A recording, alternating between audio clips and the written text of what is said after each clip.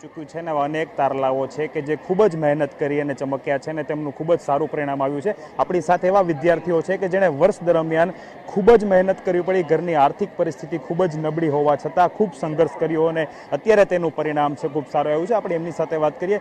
બેન, તમારું નામ શું છે અને શું પરિણામ આવ્યું તમારું? મારું નામ ભાવસા રીસા છે। મારા 83.71% આવ્યા। બેન, કઈ રીતે મહેનત કરતા હતા અને ખાસ કરીને ઘરની પરિસ્થિતિ કઈ પ્રમાણેની હતી ને એ વચ્ચે કેવું રિઝલ્ટ આવ્યું તમારું?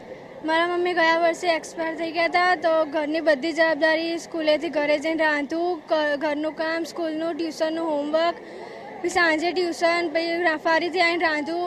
હું મારી રીતે બને એટલો ભણવા માટે ટાઈમ કાઢીને મારી મહેનત પ્રમાણે હું માર્ક્સ લાવી અને HBK ફેકલ્ટીએ મને ખૂબ જ સપોર્ટ કર્યો છે એના માટે। બેન, હવે શું સપનું છે, શું બનવું છે ને આગળ શું કરવું છે? ઘર માટે ખાસ કરીને શું કરવું? હું MSc IT કરવા માગું છું। કઈ રીતની મહેનત કરતા, ઘરે કેટલી કલાક મહેનત કરતા, બીજા વિદ્યાર્થીઓને શું કહેવા માંગશો? હું બને ત્યાં સુધી 5 થી 6 કલાકની તો મહેનત કરતી હતી અને મહેનતથી જ બધું થાય છે એટલું તો મને ખબર પડી ગઈ છે। બિલકુલ। અન્ય એક વિદ્યાર્થી ભાઈ, તમારું નામ શું છે અને શું પરિણામ આવ્યું છે? મારું નામ હિમેશ અગ્રવાલ છે। મારું પરિણામ ધોરણ 12 કોમર્સમાં 87.2% આવ્યું છે, જેની મને અઢળક ખુશી હોય છે। કઈ રીતે ઘરમાં મહેનત કરતા, ઘરમાં સભ્યો કોણ કોણ છે અને કઈ રીતની પરિસ્થિતિ વચ્ચે તમે મહેનત કરેલી? મારા મમ્મી ગયા વર્ષે એક્સપાયર થઈ ગયા હતા। એના પછી અમારા ઘરમાં મારા પપ્પા અને એક મારો નાનો ભાઈ છે।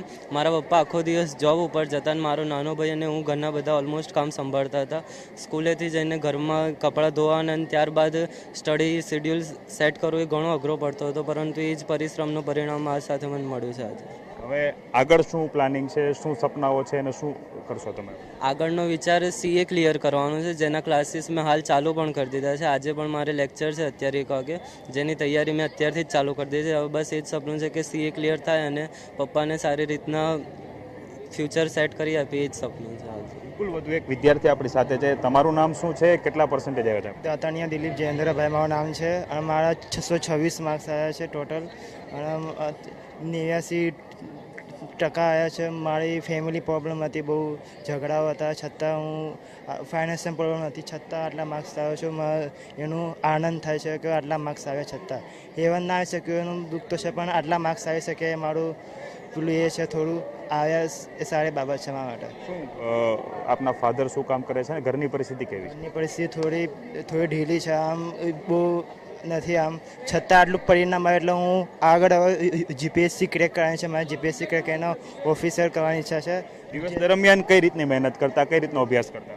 દિવસ 10 કલાક, રોજના 10 કલાક અને ખાલી 1 કે 2 કલાક ખાલી સોશિયલ મીડિયામાં, બાકી તો ચાલુ તો વર્ક ચાલુ હતું। બિલકુલ। તમારું નામ શું છે અને શું પરિણામ આવ્યું છે? મારું નામ પટેલ હિમ છે।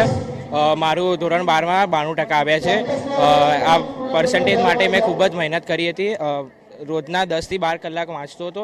એવું નહીં કે જોડે વાંચતો હતો, પણ જોડે જોડે ફ્રેશ થવા માટે મોબાઈલ પણ લેતો હતો, એટલે એ પ્રમાણે તૈયારી કરી હતી, તો એ પ્રમાણે રિઝલ્ટ આવ્યું છે મારું। બિલકુલ। અથાક મહેનતનું પરિણામ સારું જ આવતું હોય છે ને તે વિદ્યાર્થીઓએ સાકાર કરી બતાવ્યું છે। ઘરની આર્થિક પરિસ્થિતિ નબળી હોવા છતાં કઈ રીતે મહેનત કરવી અને તેનું પરિણામ ખૂબ સારું લાવવું તે વિદ્યાર્થીઓએ ખૂબ જ મહેનતથી બતાવી દીધું છે અને અન્ય જે વિદ્યાર્થીઓ છે કે જે મહેનત કરે છે તેના માટે એક ઉદાહરણ સાબિત થયા છે। કેમેરા પર્સન વિવેક ઠાકોર સાથે હરીન માત્રાવાડિયા, TV9 અમદાવાદ।